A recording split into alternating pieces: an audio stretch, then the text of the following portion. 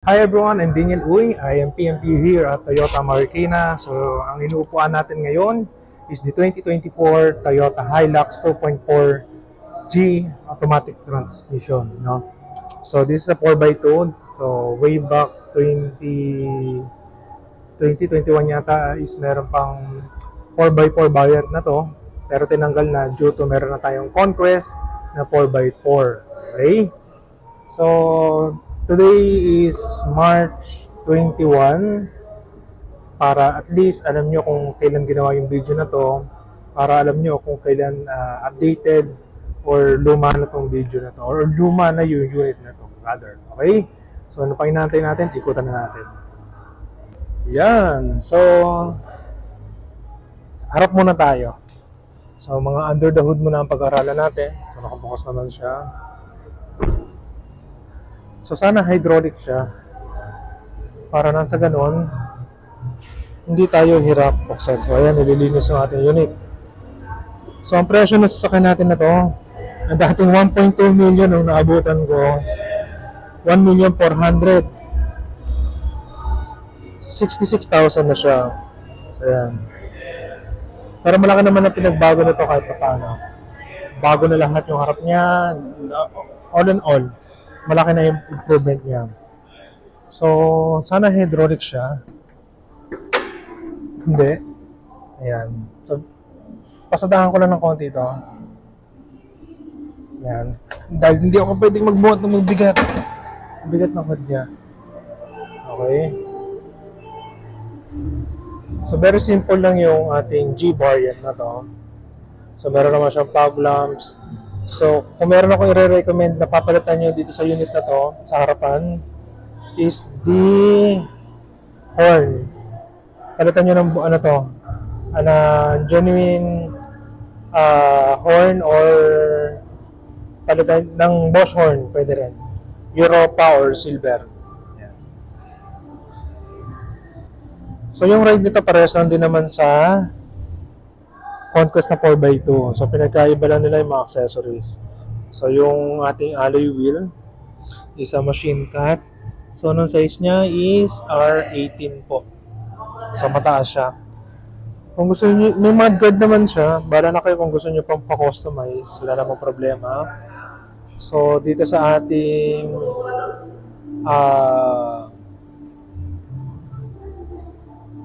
side mirror, medyo nabulol to yun. May chrome na siya.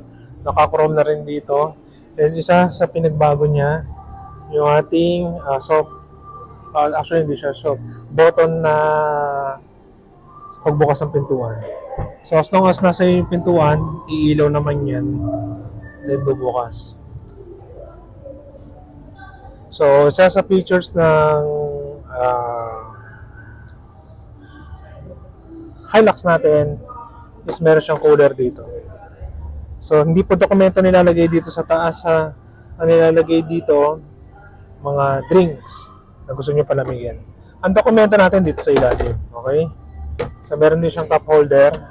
Cup holder hindi bottle holder. Ang bottle holder natin dito. Then, yung ating puan. Ito po yung design niya. Merong silver stitches dito or gray. Yan. So, kung gusto nyo pa leather, meron naman tayo. So, maganda rito. Lagyan nyo siya ng side visor. Yan. Sa second row naman niya, ganun din naman. So, mabilis lang lumamig yung ano na to. Yung aircon ng sasakyan natin. Okay? So, kung hindi naman kayo masayalan, okay na to. Pero kung gusto nyo pa leather natin. Leatherette, yan. So, kangaroo pocket. Yan na. May side step board na siya. So, isa sa pinagbago ng unit natin na ito, o nadagdag din naman, is yung back camera, back sensor, and meron na siyang bed liner. Okay? So, pwede nyo siya palagyan ng roller o yung naaangat. Sorry, nakalimutan ko yung tawag. May naging ko rin sa akin kahapon. No? So, pwede nyo rin siyang palagyan ng bar dito. Yan. So, simple lang naman ang ano natin dito. Pwede nyo siyang bagay pag business or personal, pang camping-camping nyo. Pero usually ang sa camping, mas maganda 4x4. So, conquest ang possible na bilhin nyo. Okay? So, simplihan lang din naman natin. Fortuner na Fortuner din siya. Ayan. May eco mode, may power mode, may normal mode. Ayan. So, kung meron tayong bibilin dito, dashcam na lang. Wala po siyang built-in. Ayan. Manibela. Fortuner na Fortuner siya. So, ganyan na siya kasimple. Yet, sarap i-drive nito. So, yan. Maraming functions ang pwede natin gawin sa ating Hilux. So, pwede siya pang personal use. Dahil siguro, mahilig tayo sa pick-up. Pwede pang business. Pwede pang camping. And so on. So, marami tayong pwede paggamitin nito. And magiging sulit, definitely, yung pagdadrive natin sa sasakyan to. So, if you're planning to buy brand new Toyota cars, you may contact me at 09310-481024. Viber ready na rin po yan. And you can add me on my Facebook account, Daniel Uy. And don't forget to like and subscribe my YouTube channel, Dane TV. So, see you on my next vlog and see you in our dealership. Okay? Bye!